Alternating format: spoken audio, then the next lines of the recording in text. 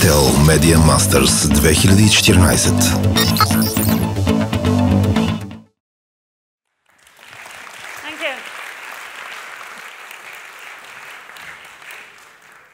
Well, thank you very much, and it's a great honor and pleasure to be here. And I'm very excited about exploring this theme, and fascinated that you've chosen to talk about what it means to be human and how vulnerable it is, and at the same time how perhaps we can harness the technologies to do something that we've never been able to do before. A child born nowadays has a 1 in 3 chance of living to be 100. So for the first time, we can ask a really exciting question. What are you going to do with the second 50 years of your life? Why do you find that funny? Is just going to play Grand Theft Auto for 50 years? And here we have a lot of people on the phone. And clearly, we must ask the question, and we've just heard from Thanasis, that this could be making a big difference to our lives. And if so, is it good or is it bad? And that's why, as a neuroscientist, I feel I can offer, if you like, I can bring to the party insights from brain research. No, I can't. I'm trying to go back to that. Okay, so I'm assuming, as the lights aren't still red, so if I ask for someone to put their hands up, I won't see, but are there any neuroscientists in the audience or any neurologists? I know I'm going to do that one day, and the whole audience will be neurologists, and I'll listen.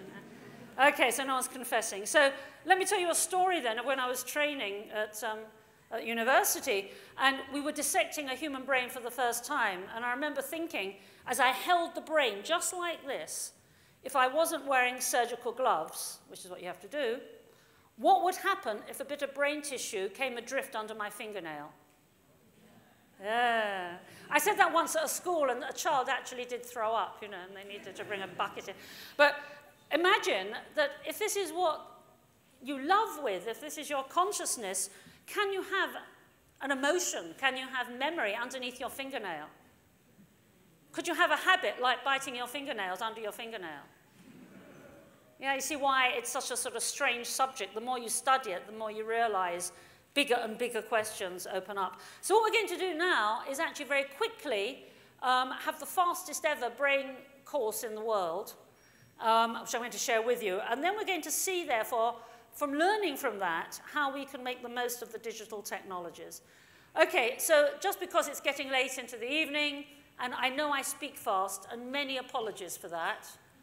Just go like this if you want me to slow down. My mother tells me I talk fast. Oh, there's translations. Okay, so that means I can talk very quickly. Poor translators. Yeah. So anyway, just to avoid confusion, the conclusions will come up in advance, which I think might be quite useful. So the first conclusion is the environment is key.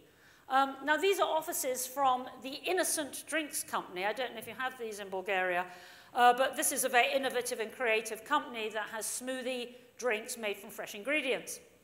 And these are their headquarters, which are not like typical offices. And I think the idea is that by having an innovative, stimulating kind of environment, people will think in an innovative kind of way.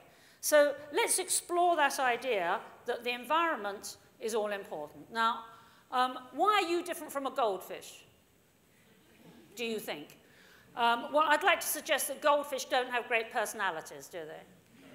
And if your kids had a goldfish and it died, you could go off to the pet shop and buy another goldfish. Kids would come home from school and they wouldn't know any difference. Now, you couldn't do that with pet cats or dogs, and they might want you to do it with their brothers or sisters, but obviously you couldn't do that. Now, why is it that you are unique? Even if you are a clone, that is to say an identical twin, you are a unique individual, and no one, for the 100,000 years we've stalked this planet, no one will have a brain like yours, ever again, nor have they in the past.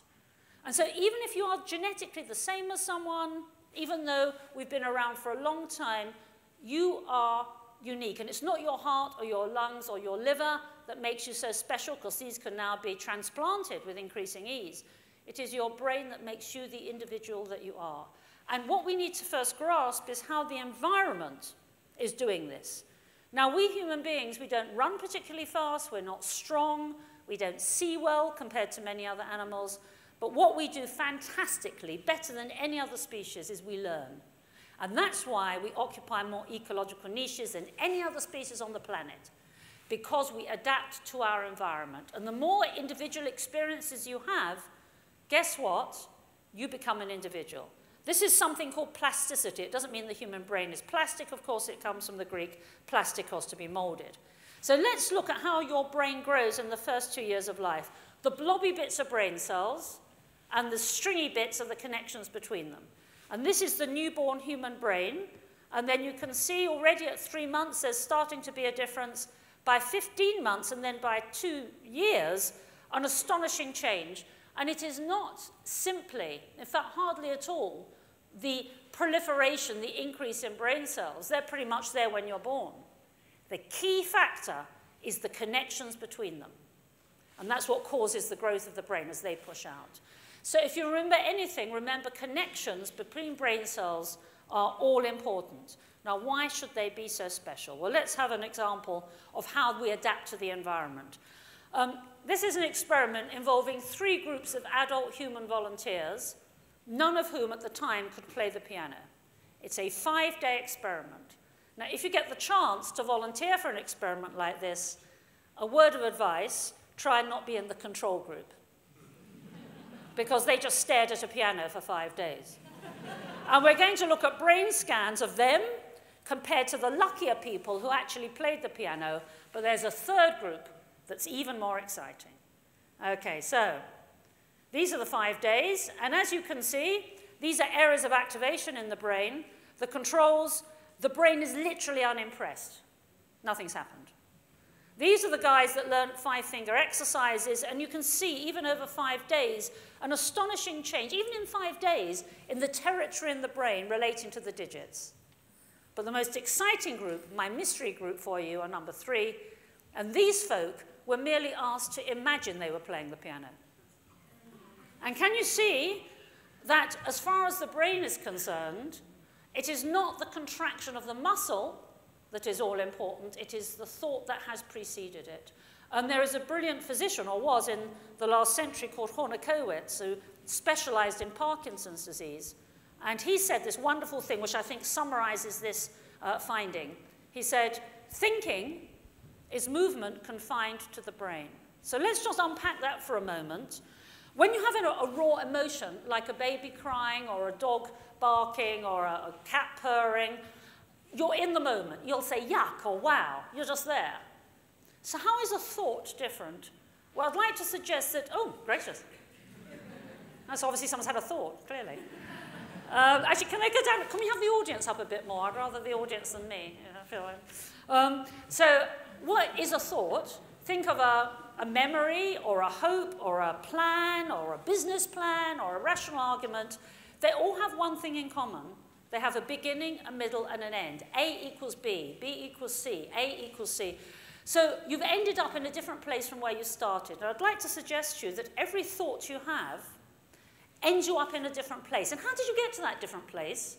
You got there by a sequence of steps, a movement confined to the brain. And we're going to come on to that later when we talk about digital technologies. But as a neuroscientist, I want to know what happens with the mechanics of the brain cells. What happens to the actual connections that enables you to adapt? Actually, these are very bright. Can we have the, I feel I'm under the 3rd degree or something. That's an interrogation. And I can't see the audience. So if we could have these down a little bit, please. Yeah, down, and the audience up higher, please, yeah. Okay, so this is actually from, yeah, still nothing happening. Oh, lovely, thank you. That's better, lovely.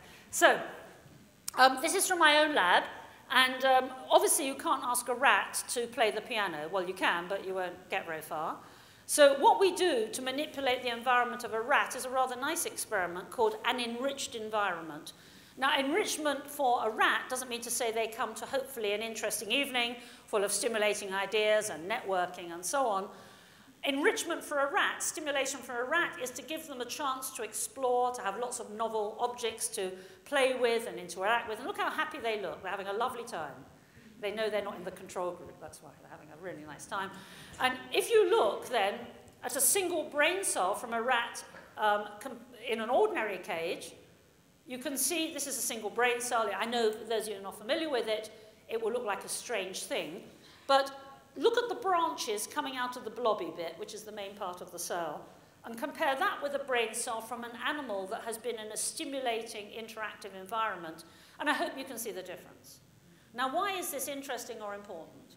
Well, just like with muscle, the brain will respond to exercise. I'm sure you're familiar with the concept of use it or lose it.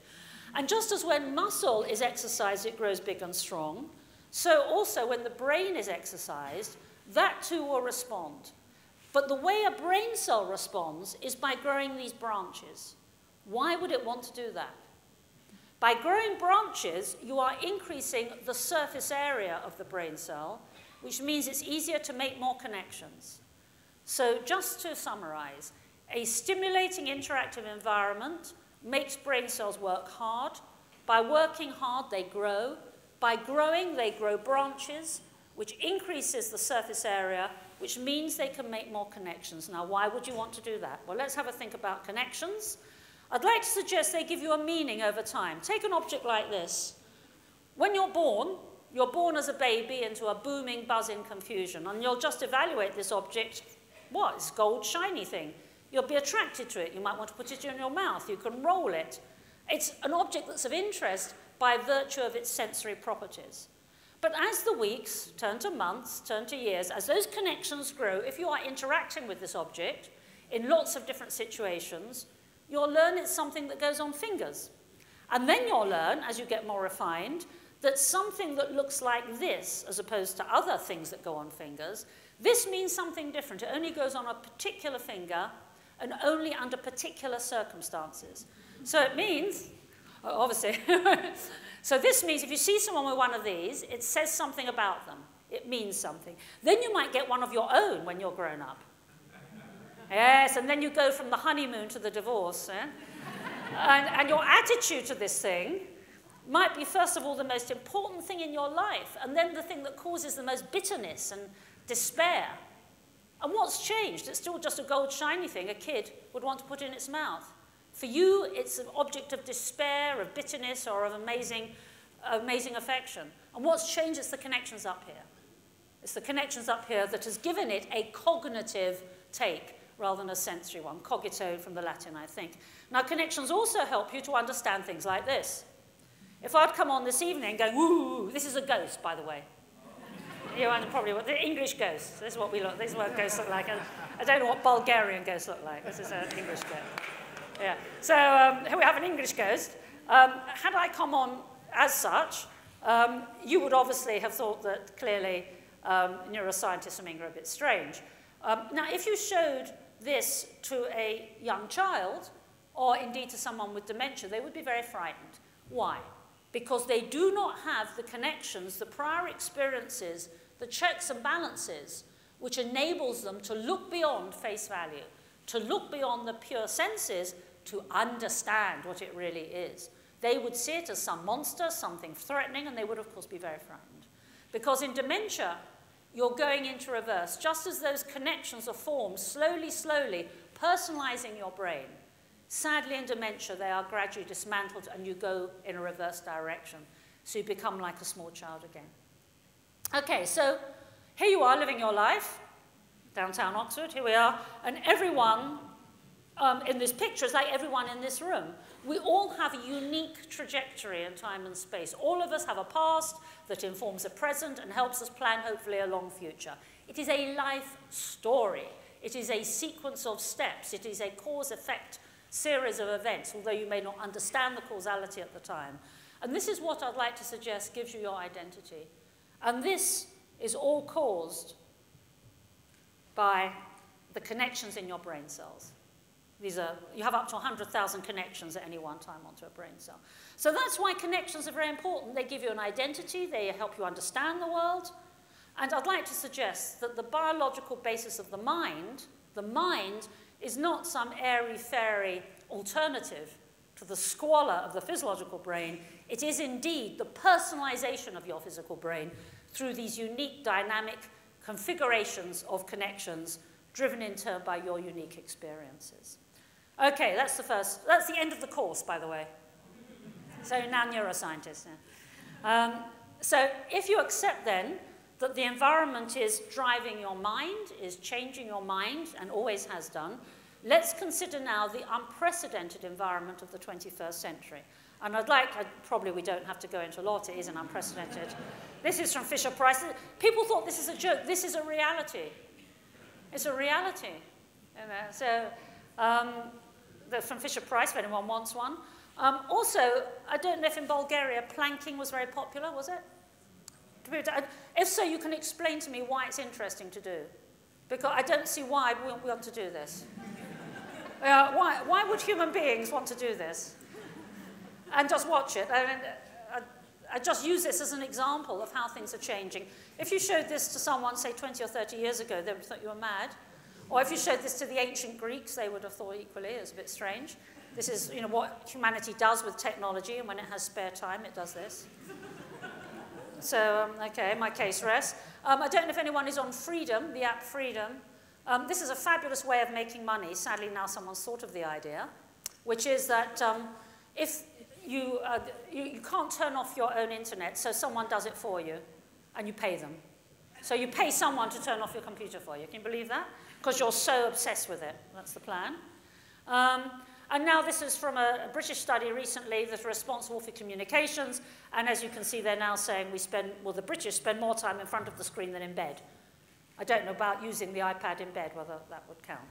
Anyway, so because of this, and I don't think we need to dwell a lot of time on how things are changing, I've suggested a new term, mind change, which I think is comparable with climate change in 4 important ways. First, they are both global. Second, they are both unprecedented. Third, they are both controversial, or certainly climate change has been in the past, I think it still is, and both are multifaceted. Now, what I mean by multifaceted is with climate change, it breaks down into lots of different questions, such as carbon sequestration, water shortages, energy issues. And what we're going to look at now is how the impact of technology on the brain is not a simple yes or no answer. Someone once said, for every complex situation, there's always a simple answer, and it's always wrong.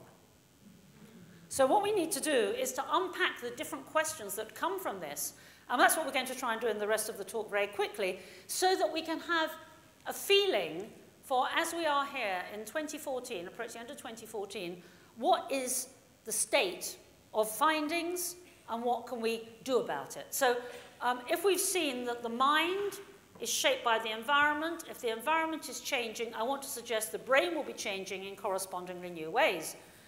People think that this means the child is very bright, but I think kids just have a natural attraction to things that give them instant responses.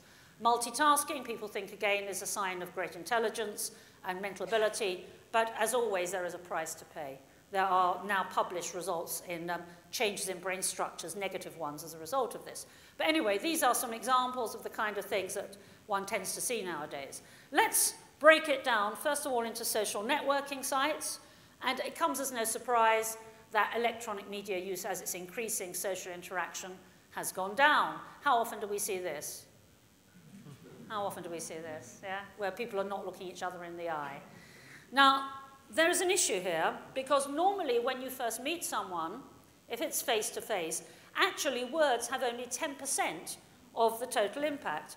We all know that when you first meet someone, you can really freak them out by staring in the eye too long. I'm going to try it on you now. Just stare, just see who blinks first, yeah? Or you can be equally bad by not looking someone in the eye at all. That's equally unnerving. So learning how to establish eye contact, when to look away, will determine or depend on how well you know someone, how close you feel to them, the empathy, and so on. Eye contact is really important. As is body language. If someone is folding their arms and leaning away, you're not going to tell them all your secrets. You're just not going to. Similarly, voice, you don't have to speak another language to know if someone is happy or sad or angry. You can tell from the tone, the rate, and the volume of their speech. Then there's pheromones, these sneaky chemicals that you're not aware of, that you're subconsciously smelling when you meet someone, that, you know, you often say, oh, the chemistry was just right, or I don't know, we just didn't hit it off, I don't know why. That's probably pheromones at work.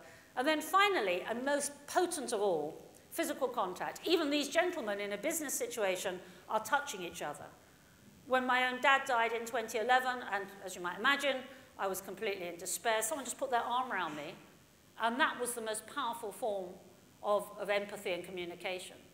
Now, eye contact, body language, voice, pheromones, and physical contact are essential means by which we establish empathy with other people, the way we get interpersonal relationships being successful, and yet none of them are available on Facebook.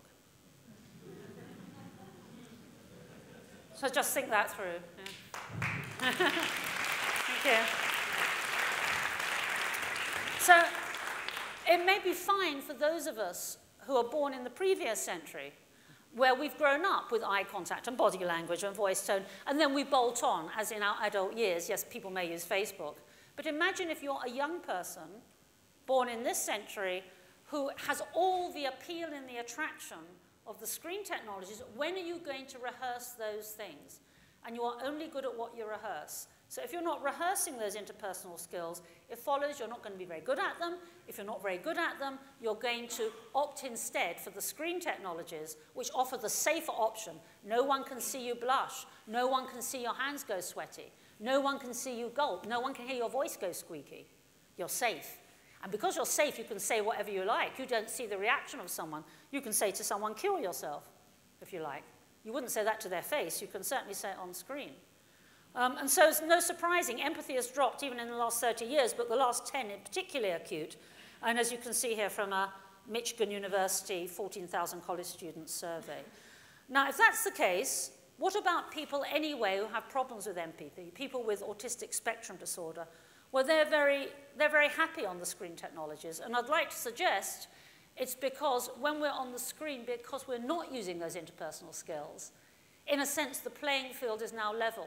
So we're not using the skills that autistic people have problems with. So we're all the same. We're just what you see is what you get. You're just judging actions. You are not picking up on those interpersonal feelings. And this is very controversial, but I'm just reporting the literature, which is why I've put the references in. There is a link between an atypical brainwave responses where autistic people can't differentiate between a face and an object. Most people can, but heavy internet users cannot. For them, a face and an object are the same, just like in autism. There's a link between autistic spectrum disorders and a part of the brain we're going to come on to in a minute that underfunctions, that is indicative of a more literal take on the world, where what you see is what you get. There's a link between early screen experiences and the development of autism later. There's a link between autistic conditions and, as we've seen, the appeal of screen technologies. And there's a link between autistic spectrum disorders and compulsive video game use. I've deliberately put the references in because inevitably I've been demonized and misquoted and so on. And I'm not meaning this attack on people with autism. I'm just saying there is a link here. We are doing no one any service if we ignore this. We need to think about it and talk about it. Okay, so that's interpersonal relationships. What about your own identity, how you see yourself? Well, we can look at the history of blogging as indicative. 99, I just have to tell someone about this thing my cat did today. You know what's going to do. You know what's coming, don't you? Obviously. 2004, oh my God, cat pictures. 2005, moving cat pictures. Yes, and that pinnacle of civilization. 2007, 1 p.m. my cat just sneezed. 1:02, cat sneezed again. 1:04, cat hasn't sneezed recently, getting worried. And I'm so pleased that people weren't invited to tweet here. You know? In England, I was at a breakfast, one of these power women breakfasts with our Deputy Prime Minister, and the woman sitting next to me was so busy tweeting, she was having breakfast with Nick Clegg, she wasn't listening to what he was saying. And I think that can be a problem now, that people are so busy reacting to an input and telling people things, you know, flood of consciousness, you're not actually reflecting on the moment. You're not actually making the most of the experience. And I just wonder, this reminds me of a small child. You know, look at me, Mummy, I'm putting on one sock. Look at me, Mummy, I've just done this. Look at me, because if you don't look at me, how do I know I'm going to exist? So could people be in existential crisis? You know, who are on Twitter. Just, people have to do it compulsively. So I think we need to think about identity now that's conducted or connected externally, that is there to impress an audience. It's not as if you have 500 friends. It's an audience of people, probably you've never met, who are there to be entertained or shocked. Now, just in case you're worried about how important you are, has anyone heard of clout? Yeah, oh, lots of people. I don't know what your clout score will be, but this will tell you, will give you a number on how important you are. based, of course, on your social networking. So this is surprising then, or not surprising, that narcissism and self-esteem seem to be respectively high and low in heavy Facebook users. So in terms of identity, in the past, identity, as we've seen, was an internal narrative. It was your life story. It was your cause and effect as you did things in life. But now, if everything you're experiencing moment to moment is no longer secret, if every thought you have, every cake you eat, every action you do, every person you meet is downloaded for the approval of your audience, who are you? And where do you end and they begin? And where is your identity? And small wonder that the British government in 2013 actually published this report, which you can download, which bristles with demographics and histograms and pie charts, exploring the volatile nature of identity as a result of social networking. So if a government agency commissions this and publishes it, I think we have to start thinking about the issues, or more importantly, how we can harness them to deliver something much better. So what about gaming, very quickly? Okay, here's someone with an attentional problem. And it's the case that, again, 2 references showing links now between video games and short attention.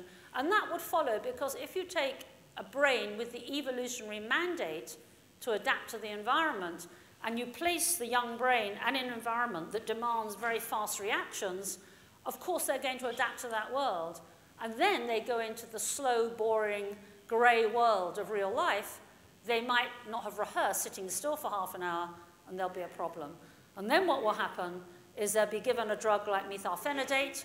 You might recognize it more as Ritalin, for which there's been a huge increase in prescriptions, even beyond 2006. And it could be doctors are prescribing more liberally, or it could be the condition is more medicalized now, or could it just be that if you have a young brain that's evolved to adapt to the environment, and you put them in an environment that's fast-paced, that's what will happen. It will adapt obligingly to that. Okay, so we then come on to aggression, and if you look at the top video games in 2013, I think you can see a common factor. Grand Theft Auto, Batman, Assassin's Creed, Call of Duty, and Battlefield. The clue is in the last, I think. And that they're all, of course, violent video games. And would you like your work colleagues to be like this? Could it be the case that if you are exposed to aggressive experiences, violent experiences, then that will become the default for you? Well, the answer is yes. This is some brain scanning where you can see a brain scan of subjects exposed to violent stimuli on the left as opposed to control stimuli on the right. And you can see the decrease in reaction to the violent stimuli. So this is good evidence that the brain becomes indeed desensitized to what it's constantly exposed to. And again, in a meta-review of here, whatever it is, 136 papers, which was 381 tests, over 130,000 participants, they concluded that the games did indeed cause desensitization, increased arousal, aggressive cognition, and aggressive behavior. Now, that's not to mean that you go out and kill someone, but it does mean you'll have a more hostile attitude to things, you know? So someone bumps into you in the car and says, who do you think you're shoving? You know, that kind of thing. Okay, then we come on to the possibility of addiction, and this is from our Daily Telegraph, one of our papers, reporting here on the bottom right on another scientific paper that showed in brain scans again that kids who played video games a lot had a brain comparable to drug addicts and gamblers, in the sense that that yellow blob, I don't have a pointer here easily, but I hope you can see the yellow blob in the center of the brain to the bottom, that is enlarged in video gamers and in drug addicts and in compulsive gamblers. Now, what does it do? Well, that's the paper. What it does is it releases a chemical that's very hard working in the brain. And this chemical is released with all drugs of addiction. It's released with increased excitement. And it's also released when you're being rewarded. That's a reward, in case you wonder what it looks like. And this chemical you may have heard of, it's called dopamine. And it acts like a fountain in the brain. And we know that there's increased release of dopamine during video games. And what dopamine does, in its fountain-like way, is to inhibit a part of the brain I mentioned previously, the frontal cortex. And then it's very interesting to see what the consequences are of inhibiting this frontal part of the brain. It occupies 33% of the human brain, but only 17% in chimps. So in evolutionary terms, it's very new, and it's therefore, as you'd expect, a very sophisticated part of the brain. It does lots of different things, which we don't need to go into. Suffice it to say, when it's damaged or it's underactive, we see a certain syndrome. We can call it meaningless versus meaningful. In the mode when it's underactive, you have strong feelings as opposed to thinking. The sensory, if you like, versus the cognitive. Living for the moment as opposed to the past, present, and future. The external environment is dominating as opposed to that inner life, that inner narrative that characterizes the adult brain. The world has little meaning. Think of the wedding ring. What you see is what you get. Whereas as you get older, things have a personalized meaning. Think of the wedding ring. Here, there's a reduced sense of self. You're just the passive recipient of the senses. Here you have a strong narrative, a strong sense of who you are. Here there's no time and space, you're just in the moment. Here, a clear series of episodes. This is mainly, most normally, the mindset of infants and children. And what's very interesting, for those of you who are parents, the frontal part of the brain, this key area, is only fully mature in late teenage years, early 20s, compared to when we're older. And during that time, we have the biggest surge of dopamine ever as humans in adolescence, whereas it's less in adults. And bear in mind that dopamine inhibits the prefrontal cortex. Now, this is how we normally develop. And what's very interesting is to think of these two different modes. This is from an ancient Greek vase, from a poor king called Pentheus, who was being torn apart by these women, mad women, worshipping the wine god Dionysus. They were having a sensational time. So if I said, now, let's go out and have a cognitive time, who's going to come with me? No one? I don't have the same in Bulgarian. But you can put your brain into that other set, and we often do. Wine, women, and song, drugs and sex and rock and roll are all placing a premium on senses at the expense of cognition, as are fast-paced sports, or this is from Australia when I was there, where the selling point of these fun rides is to be out of control. That's why you're paying money, to be out of control. So you've let yourself go. And we say in English, you blow your mind, you're out of your mind. The very word ecstasy in Greek, ekstasis, is to stand outside of yourself. So I think there is in human nature that tendency to want to go back to that childlike living in the moment world, where by taking drugs which stop the connections working very well, or by putting yourself in an environment that is strongly sensory, then you can abnegate the sense of self for a while. You can be back saying yuck and wow and just there in the moment. So if you buy into that, it's interesting to see other scenarios. Well, one is with people with a high body mass index. That's to say people who are obese. They have, like such as this poor boy here, they have an underfunctioning prefrontal cortex, and they are more reckless. They take more, in gambling tasks, they take more risks. Similarly, in schizophrenia, and you can see here, schizophrenics have an underfunctioning cortex, and they too are like children in many ways, in that both are easily distracted by the outside, neither have a long attention span, they can't see the meaning of things. If you say to a schizophrenic, what does it mean people who live in glass houses mustn't throw stones? They will say something like, well, if your house is made of glass and I throw a stone, your house will break. And of course, that's kind of missing the point. And in both cases, they have this underfunctioning prefrontal cortex. Now, how does this all tie in with video games, and what can it mean? Well, anyone who eats knows the consequence of eating, but the thrill of the food will trump the consequences. And anyone who gambles knows the consequences of gambling, but for compulsive gamblers, the thrill of the roulette wheel and the roll of the dice or the horse past the finishing post, that adrenaline rush for a compulsive gambler trumps the consequences you're going to lose your money. How does that tie in with schizophrenia? Well, you see here a series of paintings where, in psychiatric terms at least, the condition was deteriorating. I think artistically it's getting better, but still. You have this top left cat that everyone would recognize as a cat. I would defy any of you to recognize bottom right as a cat. So this is a clue. What's happened here? These three conditions, eating a lot, gambling, schizophrenia, what does this tell us about their mindset? I'd like to suggest to you, in all cases, the senses are trumping the cognitive, the consequences. They're in the moment. They're in that left-hand world. So if that's the case for the 21st century, if people are living the moment, and it doesn't matter what's going to happen, then what will that be for risk management if now they're in a situation imposed by video games that favors that kind of high sensory, strong emotion, exciting, instant world? Are we going to therefore see people who have learned a very bad lesson that actions don't have consequences? So we can think of a vicious cycle whereby the intense stimulation of the screen of a video game causes a fast response, so lots of dopamine is released. That underlies reward-seeking and addictive behavior, so you carry on doing it, more dopamine is released. This inhibits the frontal part of the brain, and then you have a mindset such as in common with childhood or schizophrenia or obesity, all very different things, but they have one thing in common: you're seeking sensation over cognition. And what will give you that most easily? Well, of course, the screen, and around we go. So that's just one model. How many people recognize this? Do you have it here? Yeah? I don't know if you have it in Bulgarian. I didn't know what it meant, but because I worked with people in the 20s, I learned. And you go out and get very drunk or something one night, and then you just write YOLO afterwards. And that justifies everything. And that means everything's okay, because you only live once. And I think that captures the zeitgeist, the idea of this living for the moment. Yeah. Okay, finally, search engines.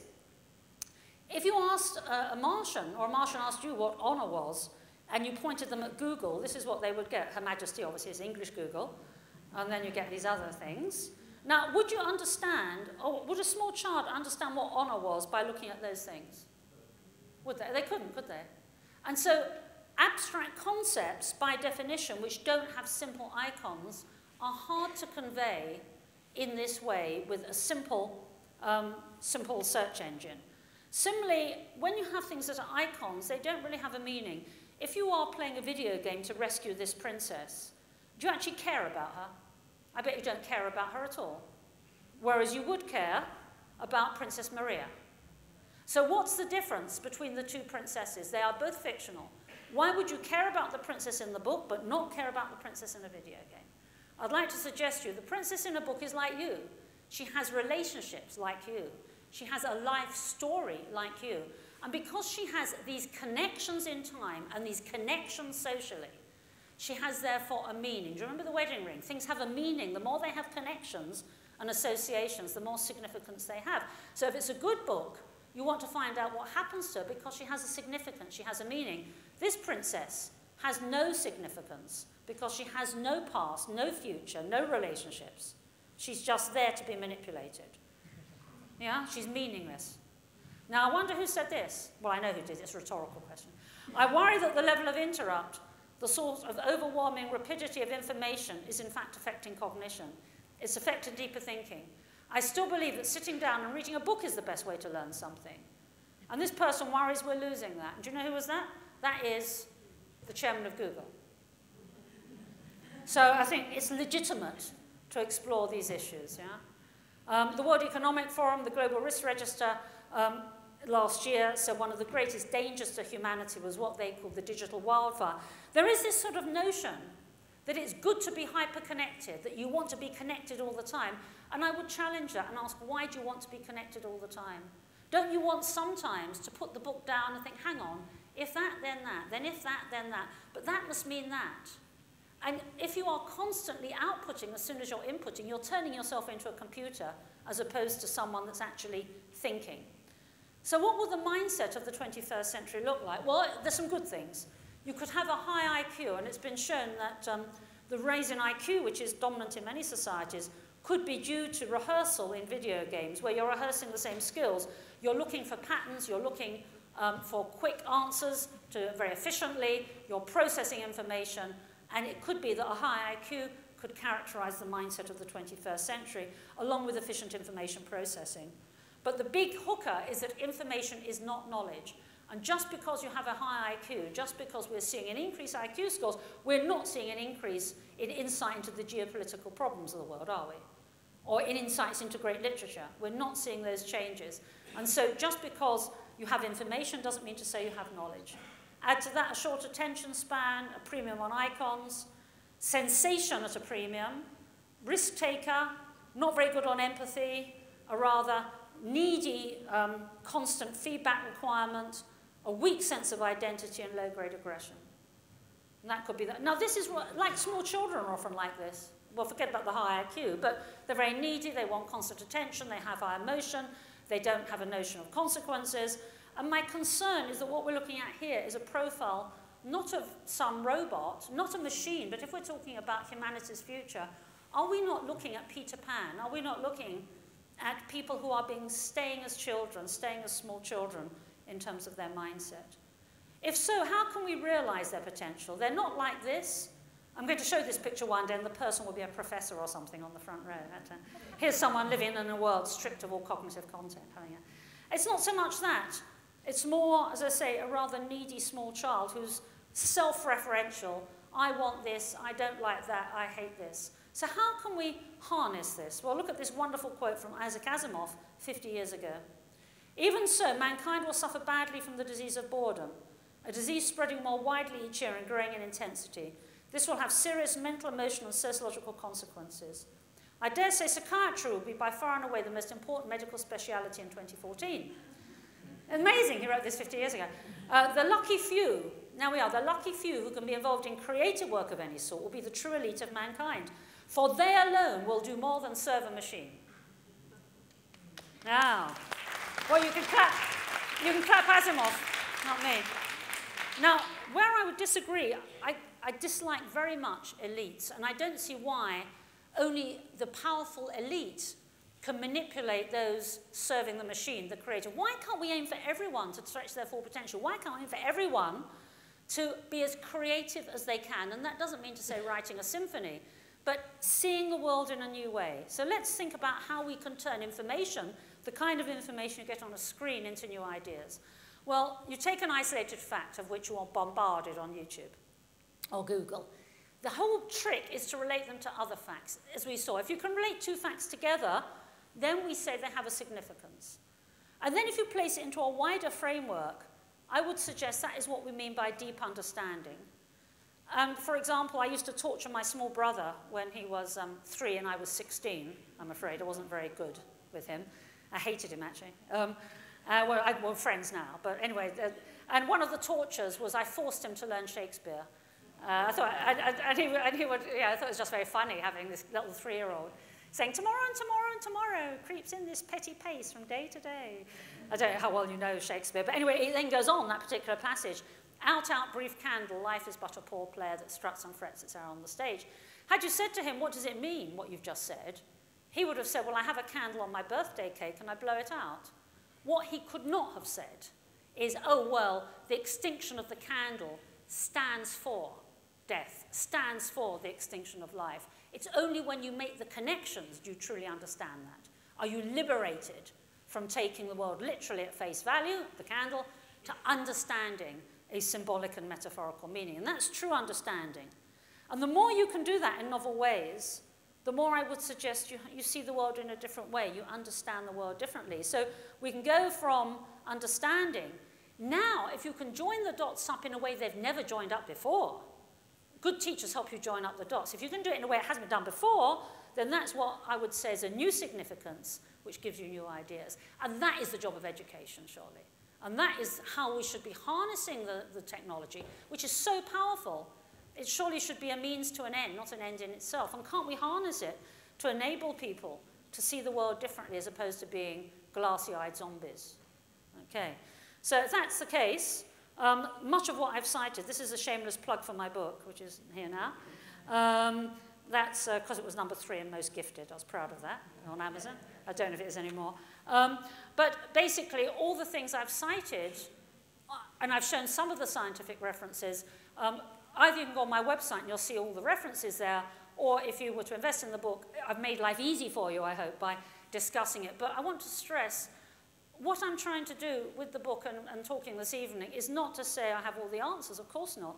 I'm not bringing down tablets from the mountain saying this is how things should be. But what I am saying is why don't we empower everyone by letting them have the information? Because it's only by talking together, deciding together what we want to do as a society, only then can we harness the technologies so that the human race will not be extinct. Thank you very much.